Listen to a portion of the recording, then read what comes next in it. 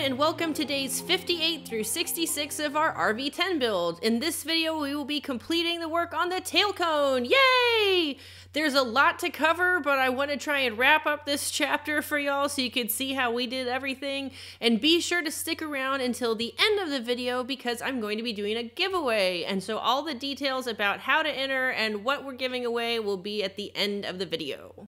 So I am skipping through most of the reassembly part here. You can see right now there's a little bit here where we're actually riveting some of the bulkheads and other components there together, but I figured it's not really worth showing you clecoing the entire thing back together again since we already have covered that now in the previous video. One quick and friendly reminder is that since you are about to start riveting everything together, make sure before you cleco all the pieces that you have done any crimping on the edges that are going to be overlapping. So for example, the side skins, the bottom edge there where it's going to overlap on the bottom skin, that way you get a nice flush sit between the two pieces. I'm going to take this moment to quickly remind you of something I brought up in another video. I don't remember if it was the previous Tailcone video or not, but I'll make sure to link it below.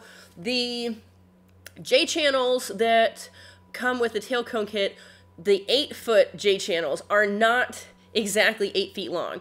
They are either a ½ inch or an inch short. I don't remember which off the top of my head, but long story short, I guess pun intended,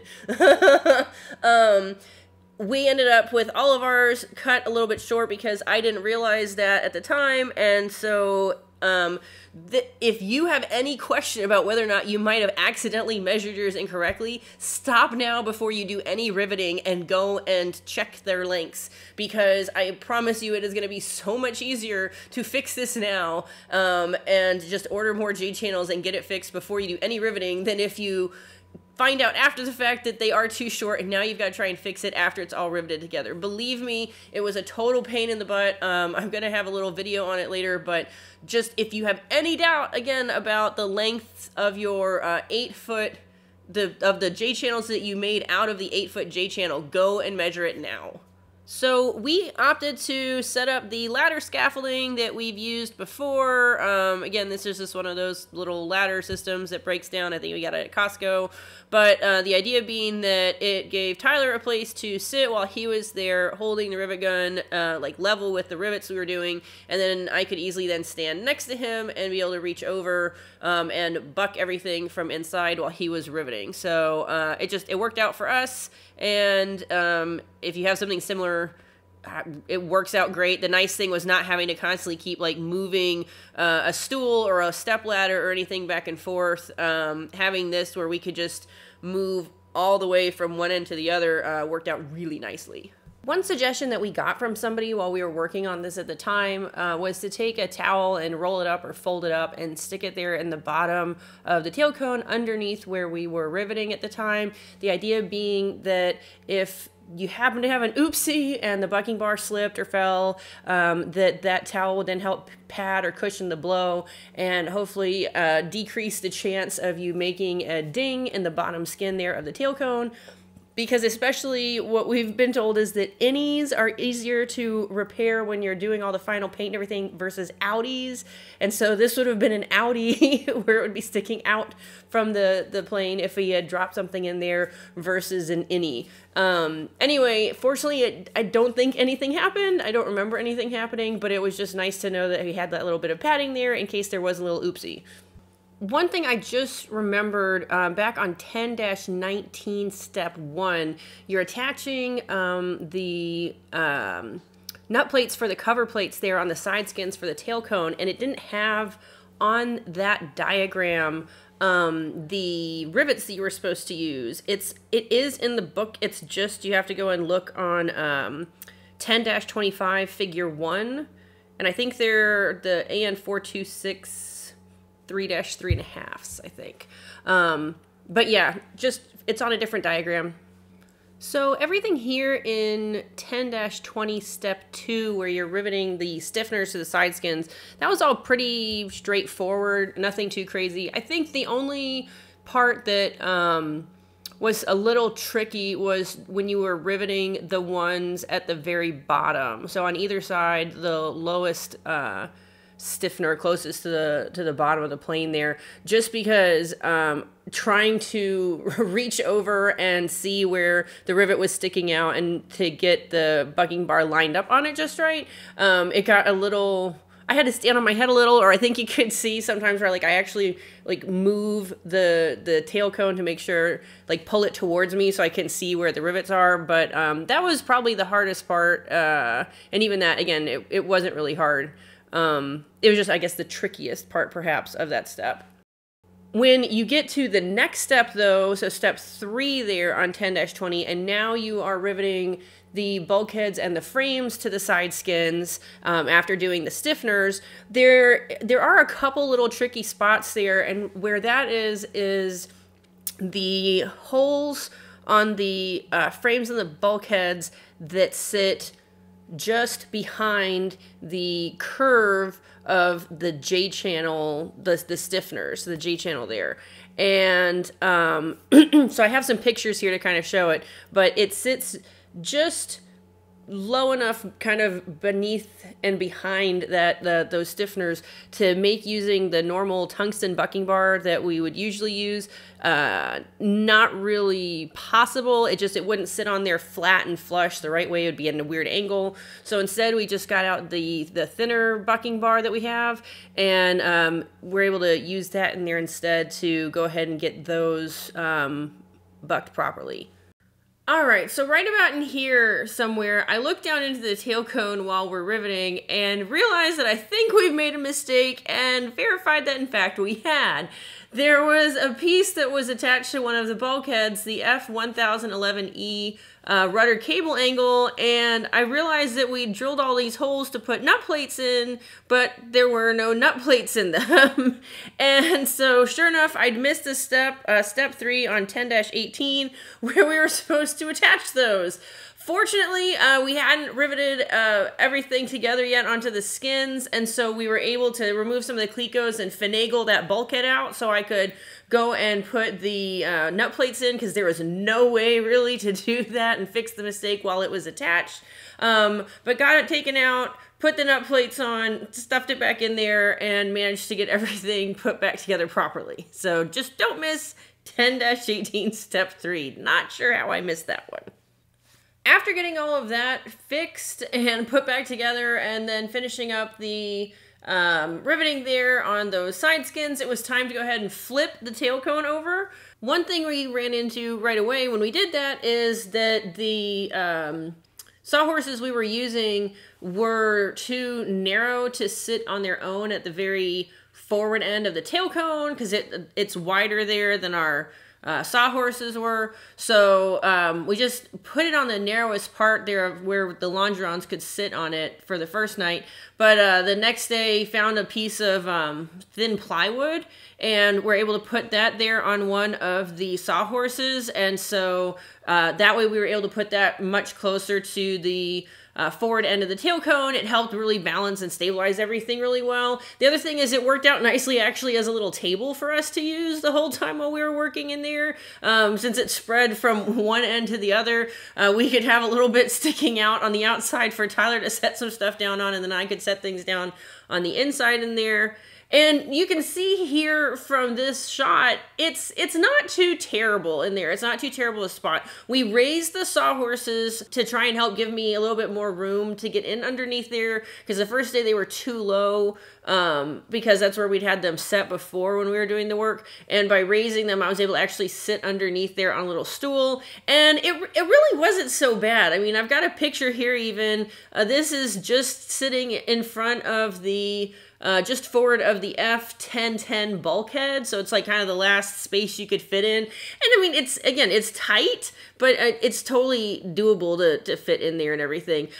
Something I wish I'd had was like a headlamp or something, or just a little tiny lamp to even maybe set on the little plywood there, just to help make it a little bit brighter, because it was kind of dark working in there on the bottom side.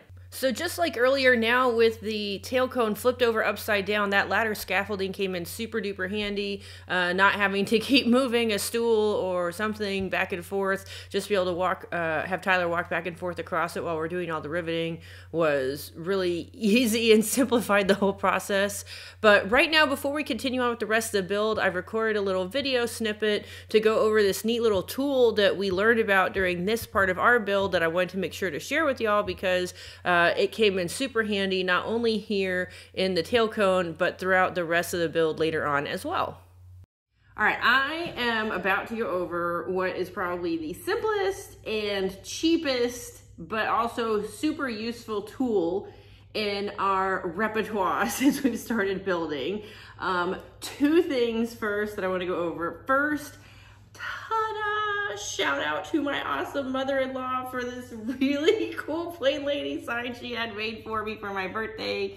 Thank you, Bobby. I love you. And the other thing is that this tip I'm about to show you, this awesome handy dandy little tool, I'm going to put a link down below. Our friend Rob actually is the one who told us about this. He had built an RV-7. He was building an RV-10. They've sold it. They're not building it anymore, but I'll still put a link down there because it was a great tip and everything, and it's coming useful for us. So are you ready for it? This is it. What is this?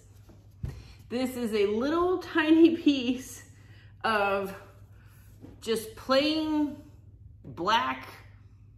I think this is for like, it's like a water hose. I think we got this at Home Depot. We used it with a water pump before. And you can see about how thick there that it is. And so this is then what the cut piece looks like. And what this comes in handy for on those flanges, and where this seemed to particularly come up here was in the tail cone there with the bulkheads and the frames that you have that are going around the curve of the top and the bottom skins. You have a lot of these little flanges with just the one rivet hole. And so when you're going and you're trying to rivet them, the clecos that are in those adjacent flanges, they don't do anything to that one itty bitty little flange. The clecos around it, because those flanges aren't connected, they're doing nothing to pull the two pieces together. And so you can end up there where you have the individual small flange sitting up from the skin there, the outer skin of the plane, and it's not sitting flush against it. And so that's where this little buddy comes in handy. The way you can use this cool little rubber ring that we have from this hose is that you would put, and again, there'd be a second piece here, and I'm just gonna try and put it on here to show you, but you would have the rivet would go in here, and then you would take the little ring and you literally put it over where the rivet is. The rivet gun would be here on the outside of the skin, and you take the bucking bar and you still go to buck it. Now you end up bucking it like halfway. And here's what this does. When you go to set it, the bucking bar is gonna set the rivet slightly, but then it's gonna start pushing this big fat bucking bar, as you can see with the ring. See there how it sits on it? So when you're going to buck it, it is eventually gonna hit this rubber ring, and it's gonna be pushing not only on the rivet, but then also there on that little flange that you've got on the inside. And so it's gonna help push the little two pieces of skin, so the one individual little flange is gonna help push it against that outer skin to help set them closer together. And so we call it, like, we'll say like rivet half, because, you know, one person's inside the tail cone, the other's outside. So you'd say like rivet half, and you do it for like half the time. Then you end up taking you take a little ring off and then put the bucking bar back onto the rivet and then finish setting it the rest of the way. And once we learned about that trick, there's other places where it's come in quite handy as well, where you go and you're like, I have another one of these tiny little pieces that I need to rivet in. It's not quite sitting exactly where I want it. Let's go ahead and grab this. In fact, we also use this quite a bit in the in a couple places in the fuel tank, I think. And actually I ended up getting, I think you can even see, yeah, there's Pro Seal. There's Pro Seal on this. So there's a couple spots there in the fuel tank where same thing, it's like, let's make sure that it's all sitting nice and flush. There's a couple other spots that we've found that this has been useful besides just there in the tail cone. But again, it's the simplest thing. Whatever little bit of hose that you get to make it out of, get at least like a couple inches just to give yourself some room to play with. If you, I mean, again, like I think I ended up making another one because we got one so covered in Pro Seal that it was just easier to cut another piece. This right here, I'd say it's like an 1/8, yeah, ish, about an 1/8 of an inch thick. So get a couple inches and you can play with it. And if you cut it too thick or too thin or whatnot, you have room to work with or to make another one. And you might be able to find something else if you didn't want to use hose. Like just thinking about this, you could maybe use, I don't know, like some sort of a, I just dumped it all out. You could maybe use some sort of like a rubber grommet like this. I haven't tried it.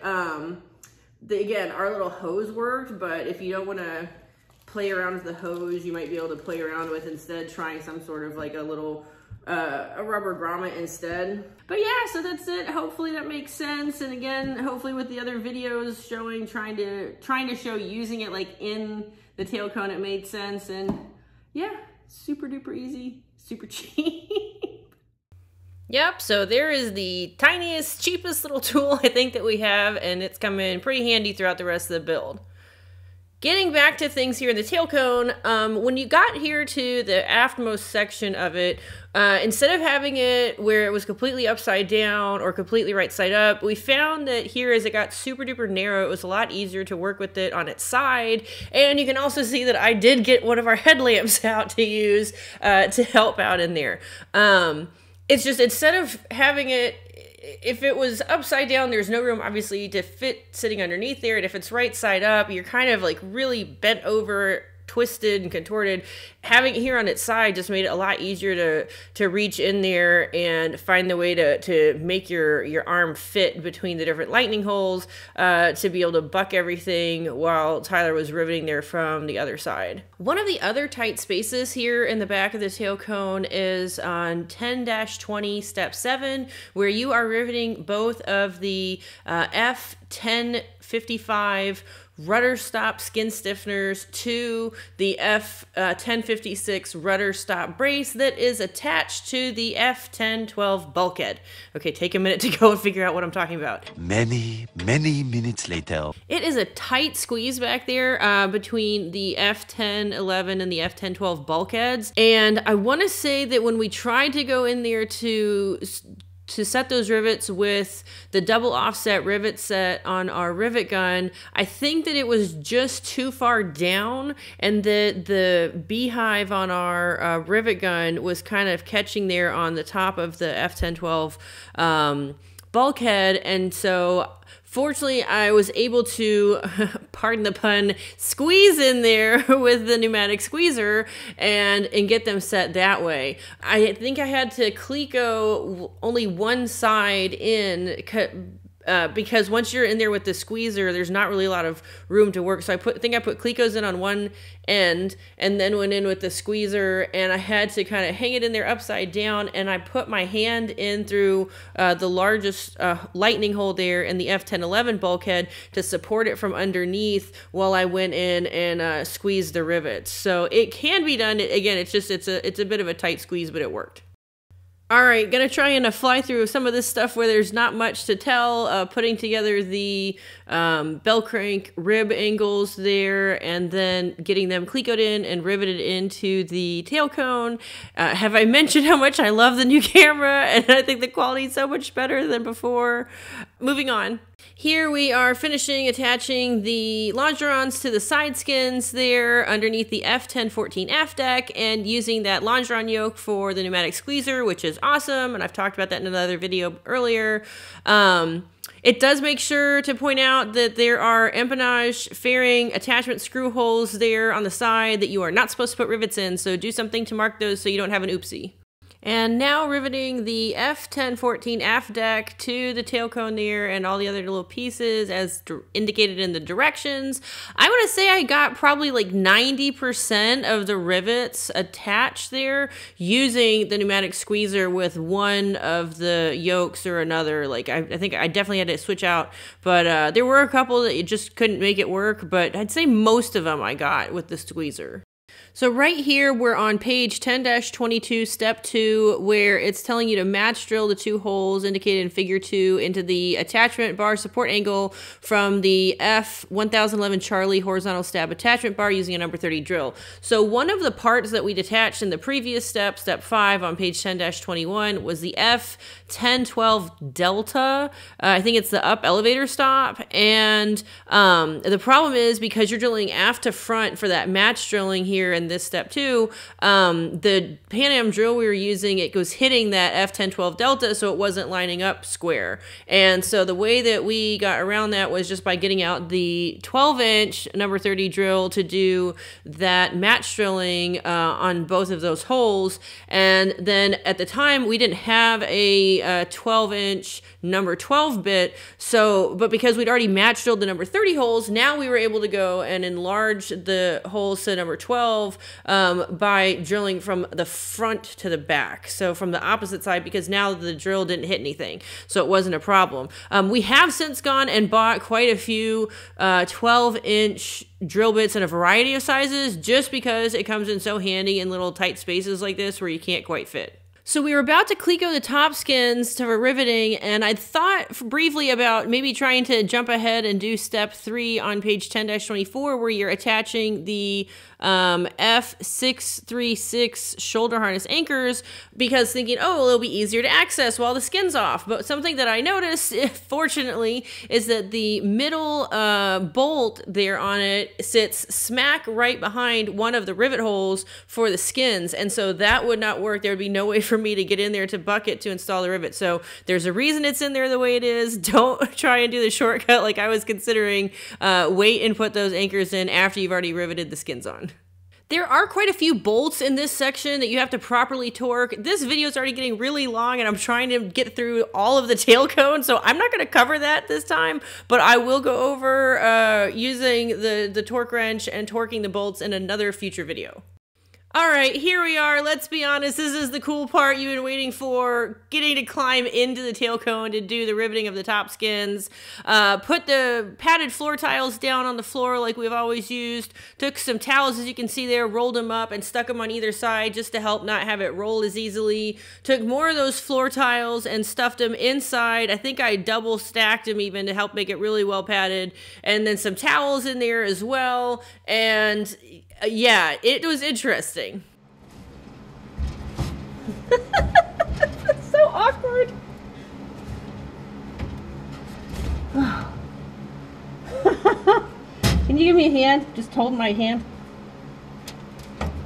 Okay. Okay. I'm in. And I'm on my back. Oh my god, this is crazy. Okay. Come look. I saw you. You're silly. Alright, let's do this, baby. Woo! I'm not coming out till we're done. Good. That's exactly what I want to hear. I just want to knock it out.